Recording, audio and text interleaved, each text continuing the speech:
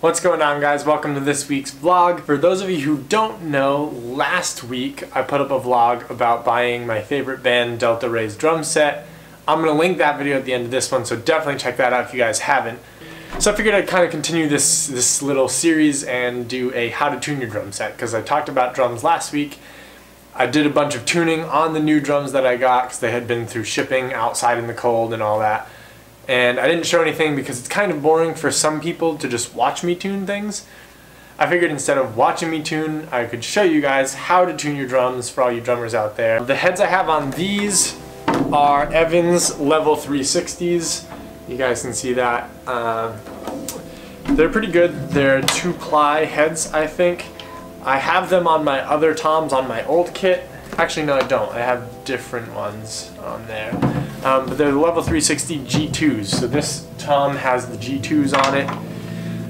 I even actually bought the same for my bottom head. So this thing has been such a pain that I've legitimately bought the same heads for my bottom head. I know you see a lot of kits and the bottom head is like the stock one that came on it. Yeah, no, this kit, I've actually, for this drum, I bought the same top and bottom heads in hopes to make it sound good. So the first thing you want to do is just hand tighten all of these. Nothing crazy, you don't have to make it really tight. And then, so what I do first is I get them snug around the whole thing. Kind of go around one more time, make sure everything's snug, and then you can kind of line them up. What I always do is stick one hand, drum key in the other, and then I just pick a point and I start, and I'll just give it, let's say, a full turn. That was kind of like 3/4, but 3/4 turn. Then you do the one directly across from it, give it the quarter turn, and then you can either move left or right. Then once you move this way, you go across again.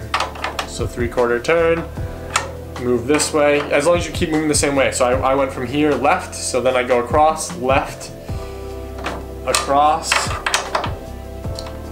left. The next thing I usually do is put my finger in the middle, barely touching. You know, you don't want to push on it because that's going to change the sound of the drum. So you just put your finger in, or a couple fingers in the middle, just to kind of remove any extra resonance that might happen.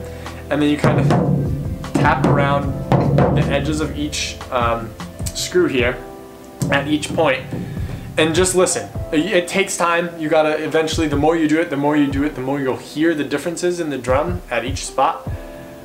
So like I said, I put my finger here.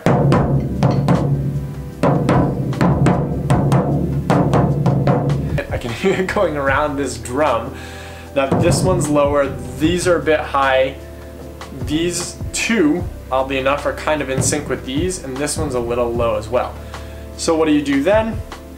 This is where you start fine-tuning. So once you've kind of got the mega wrinkles out, you know, like I said, you can go start with like a turn, sometimes more, sometimes a turn and a half, depends on how loose your head is originally. You want to do fine-tuning, so no more like 3/4 turns. I would say half or less, but even when I tune them, I usually don't do more than a quarter at this point. And then as you tighten, it gets less and less. I'll do like fraction of an inch turn. This one was a little low, so we'll just give it, I don't know, that was probably 1/8 of a turn. And then you go back around again. So let me get a top-down view for you. Step 2. So step 1 that I do is go around and just kind of make sure that they're all relatively close to each other. Then you want to check across. And you want to hit like 1 inch away from the edge here. You don't want to be up against the metal, obviously, against the rim.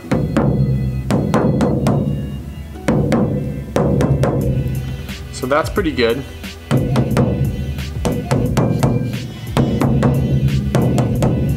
Definitely that one's higher on this one. So tighten the lower one a little.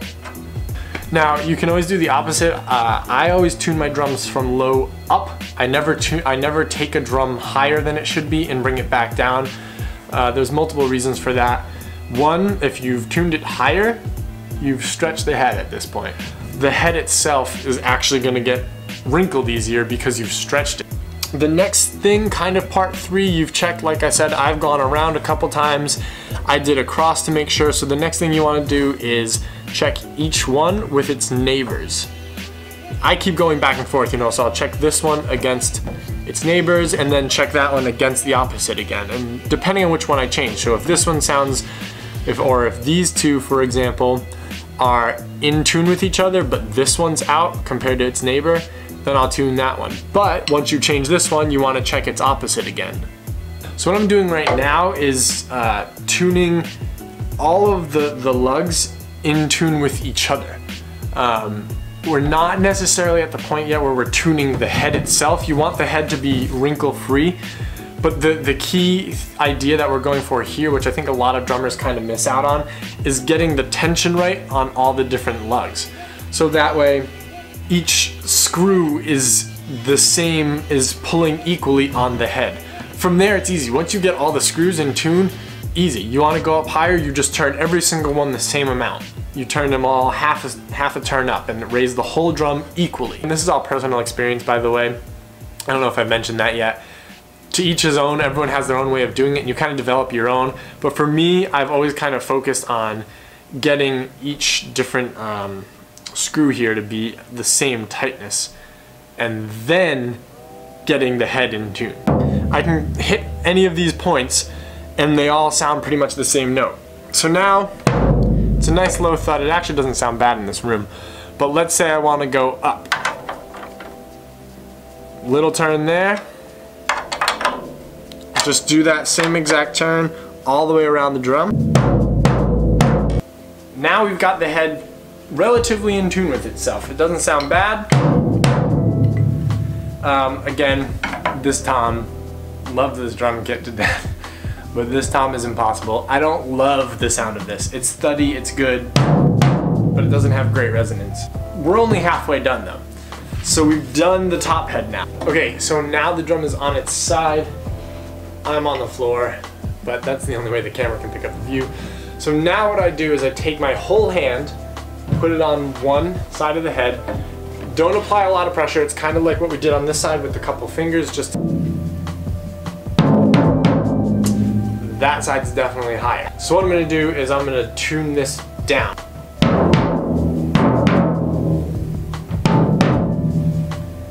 Yeah, that's not bad.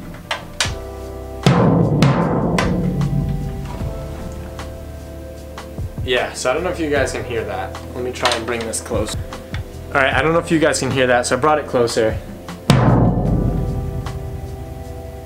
When you have both heads in tune with each other, it makes it way better sound-wise, because this top head will vibrate with the bottom drum head, and they play off of each other, and kind of the sound stays and resonates a lot longer. So again, depends on your setup, depends on what you want to do. Some people don't like it to resonate that long.